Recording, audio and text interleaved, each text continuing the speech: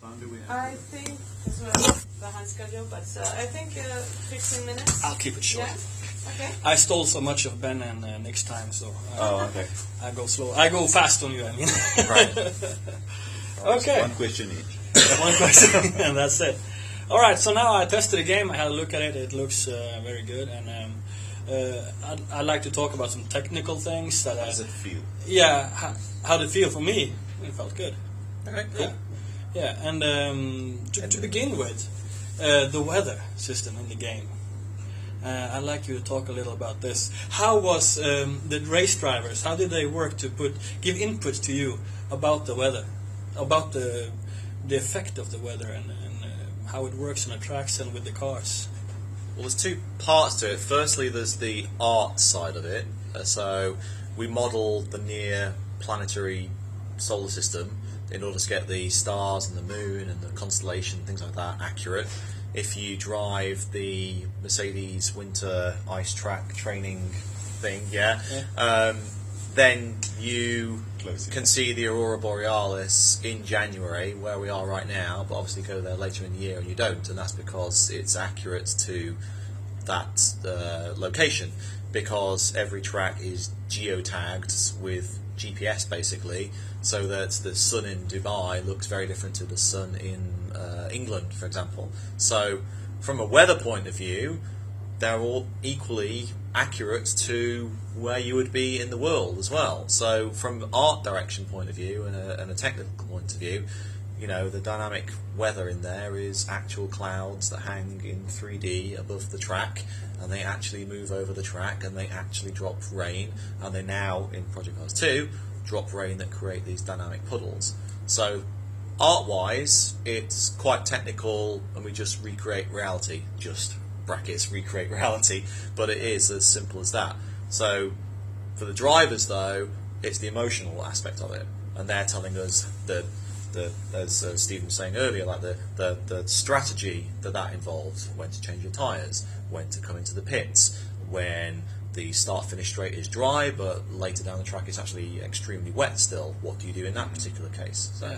And in real time, how it affects the handling of the car, of course. It feeds directly into our tyre model, so we don't only simulate the tyre model in isolation, we simulate it in context of the actual racing surface, which changes dynamically because of the system that we have in place. And again, also depending on the time of the year, that would be different. So if you go to a racetrack in winter, the track surface will be colder. The angle of the sun will affect how warm it is or cold it is in various areas of the track, depending on whether it's in sun or shade.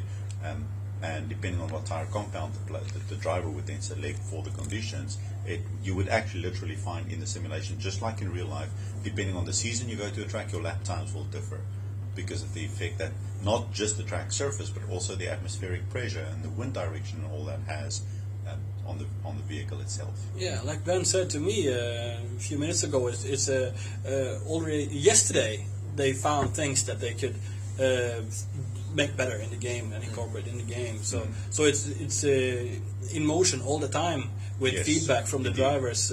That's a critical even point, today. Yeah. Absolutely. We keep on iterating until the very last minute, keep on improving, keeping on getting it more and more and more authentic. And again, it feeds into what you're asking about race drivers. It's so important for them because it's an expensive sport. It's not like, playing tennis or badminton or golf. You invest in your equipment and you go off to a local place and you just play.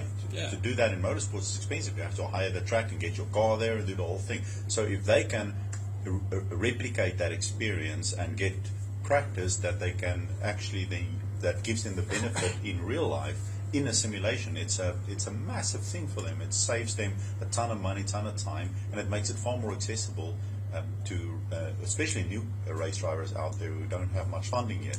So it's critical for us to use that information, that input that we get back from people like Ben and Nick and the other race drivers that we work with, so that we can accurately reproduce it in the simulation. It's not just for the sake of saying so. Nah, that was the next thing I was wanting to talk about is how important the race drivers are to you in the process of making the game. Absolutely critical. And I feel it is. They've been and done this in real life, so we're not interpreting what we think of what we see on TV or what we might have done on a track day ourselves. Like or these what guys we've have experienced in other simulations, Yeah. which is even worse. That's the worst that we hear. We hear, oh, your car doesn't handle very well. Well, What's how do you your know point that? of compa- What's your point of comparison? Oh, well, it plays better in this game over here. Well, that game might not be right. Go and do it in real life, then come back to us and tell us whether it's real or not.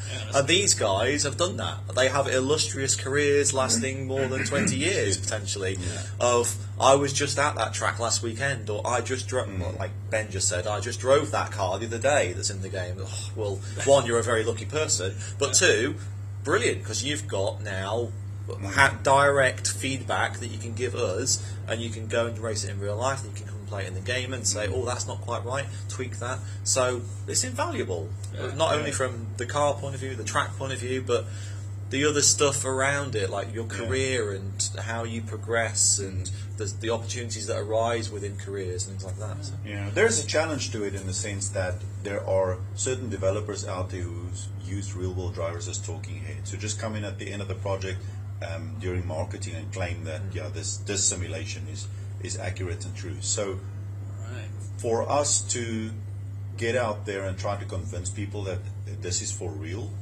it's a difficult thing to do, because if you get the race drivers to say it, and they say, oh, they're just being paid to say so. Yeah. So how do you convince people? You can't. You just have to let them. The proof is in the pudding, really.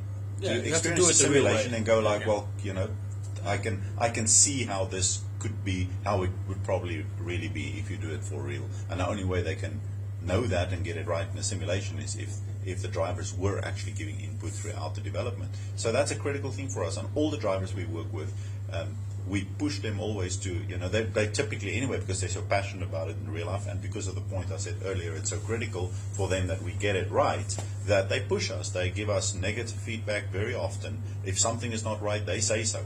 And they won't, they won't just say something is right just to move on. They will keep at it and give us, on our internal forums where the guys post the feedback and we discuss it and all that, it's brutally honest at times, and you spend a lot of time implementing something and you think now you've nailed it, and then they just come back and say, it's awesome. better here, but now something's off there. And so it's that ongoing iteration just to get it to the point of where they finally say, this is it, now it's...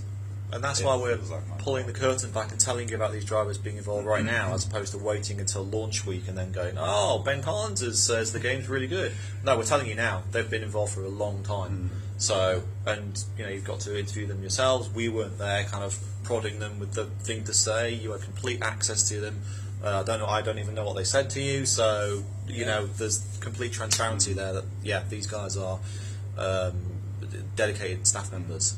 So. This is the development of car games that I like, because I drive a lot of car games, and I have to be honest, I have been busy with another title, several other titles, but especially one or two I won't mention any names.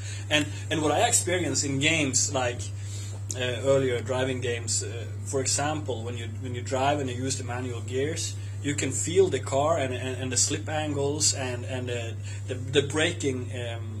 How can I say it? When you brake down to corners, you can use the gears to cheat in the game. It feels more like a retarder than it's actually braking, because if you hit a gear too low, you actually will brake. The cars will, the wheels will skid, right? Yeah. But in your game, I tested it out now, and it feels very natural. So what have you put into the what can I see, the technical system of the controlling the car? Some awesome source. So it's all because we simulate it all. We don't put fake effects in. We don't do canned stuff like if the player hits brake then apply. It's all actually simulated. We first of all model all the mechanical bits accurately, and then we simulate their function. The way they move, the way the suspension moves. So in the game, for example, if you damage the suspension, you can literally see the damage, and the behavior of that damage is accurate to how it looks damaged. And the same goes for like your brakes, for the tires. If you damage your tires, for example, if you brake too hard and you cause a spot on it, how that will affect the tire. But the important point is that it's not can effect. That's why it feels authentic. Is because it's a complete simulation. It's when you brake hard, there's more than just brakes that come into effect. It's the weight transfer, the pressure on the tire that changes, and because of the weight transfer and all that, and because all of that is accurately modeled. This is why it would feel more natural than what it would typically do if it was just a pre-canned effect. Yeah, this is great. I will finish just with a question for the both of you, like I did with Ben and Nick. And I'd like to ask you about this whole project so far. What have been the biggest challenge? You probably answered that 100 times, but what is the biggest challenge so far with this project, taking in mind the drivers working with you and everything? I think the biggest challenge is that it's not just a sequel. Like it feels like we're doing a whole new game. Like we're improving every single bit of the game. So it's not just like, oh, we're adding on a brand new game mode or we're adding a few more cars and tracks. Like we've literally gone back to basics on every single either game mode or the way it's all presented or feature sets or like the tire model. Like absolutely everything has been either stripped out and redone, completely enhanced, new bits bolted on. So it feels like players will be happy to hear that it should feel like a true sequel and it's all brand new and cool and far better. But from development point of view, yeah, it's a lot of work because like we are not just taking the core game and then enhancing it and adding a few more pieces. Like we've really kind of stripped everything back and we're doing it all over again, which is, I can see you nodding. You know that's obviously something that's obviously nice to hear. Yeah, but we're not just like putting another one out to pasture. But equally, yeah, it's a development challenge. But obviously, the results are when people like yourselves come in and go, "Oh my god, it feels so much better, looks so much better. The new seasonal changes are great. The new game modes that we're going to add in are going to be set us up for the future."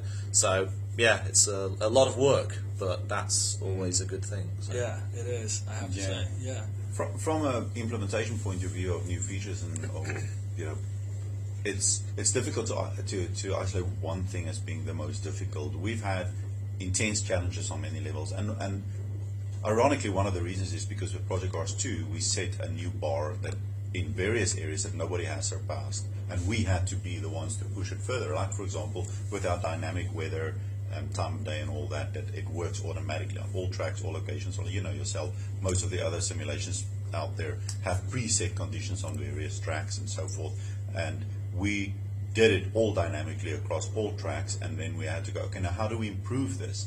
And to implement a system like this Live Track 3 technology that I was explaining, it's not a simple thing. To simulate something like that, sure, if you had all the horsepower in the world, but we have to get this running on the consoles, because we want players to have the same experience, exactly, the same experience on all platforms. Sure, it can look prettier on the PC because you can run it in higher resolution, all that, but at the end of the day, we have to have parity across the platforms, and to get that level of simulation, all the physics calculations that's required, not just the light track model, but everything that we do, the seasonal stuff, the much enhanced tire model and mechanics of the car. Something that we haven't really touched on yet in any of the discussions is that we now do a complete simulation of the chassis model and how it will flex depending on what the the suspension of the car is doing, which is a critical part in how the car feels. The drivetrain, we've completely revamped that technology and built a whole new drivetrain modeling system, which again takes what we've done already and what was a new bar to the next level. So continuously pushing ourselves and not just sitting on our laurels and say, well, nobody's yet caught up, so we'll just keep that as it is and focus on other areas. Pushing before others even catch up already again to the next level. And then critically is having it accessible. So pushing for this level of authenticity, we get closer and closer to accurately simulating real life, but then keeping it accessible so somebody sitting on the couch with a gamepad can still play this. Yeah, that's a big challenge and very important. We're always trying to innovate, basically. Just always. Either have best-in-class features that really outshine the competition, or innovative stuff that no one's done before. And otherwise the racing genre goes stagnant. And we get bored. So we want to keep improving, keep exciting you guys with brand new things, listening to what the players want, and making sure that they get what they want, just keeping things alive and fresh. And I'm sure there'll be stuff that we don't get to in this game that we'll, we'll keep for the future. But we want to keep going. We're here to stay with this. That's good. I could ask a million things. I just like to shoot one last thing to what you said about the consoles. You feel like you were limited by the consoles? We always are by hardware. We always have to make some level of compromise. As I was saying, if we had unlimited horsepower in the hardware, we could even now already do amazing things. Pretty much the main reason, there's two key constraints. One is time, obviously, and the other one is the power that you have on the platform available. Even on the PC, we are at a point of where if only we had faster graphics card, if only we had more CPU power, if only we had more memory, and on the consoles, of course, then being even more limited, it is a big challenge. So yes, absolutely, and I'm sure the same is true for just about any developer out there who gets into this level of detail that we do. It'll always be the case, and because you know what, they'll bring out a new console, and we'll immediately push to get them up, and then we'll go like, oh, if only we had. So it's this eternal struggle between software development. This and has always hardware. happened. Remember Deus Ex back in the day? You had to get a new PC. Half-Life had to get a new PC. Crysis had to get a new PC. So it's always the same. Those constraints will always be there, no matter what. That's a good thing though, because it pushes the hardware vendors forward, and it pushes us forward when they bring out new stuff. So. It's good to hear from you. We feed off each other. It's symbiosis. All right. Yeah, I'll stop it right there. Yeah. Okay.